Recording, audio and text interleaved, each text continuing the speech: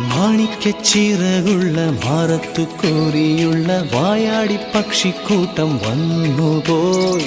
കാടൊന്നു കാണാനായി കൂടൊന്നു കൂട്ടാനായി ആകാശപ്പുഴ നീതി കുതിച്ചുപോയി.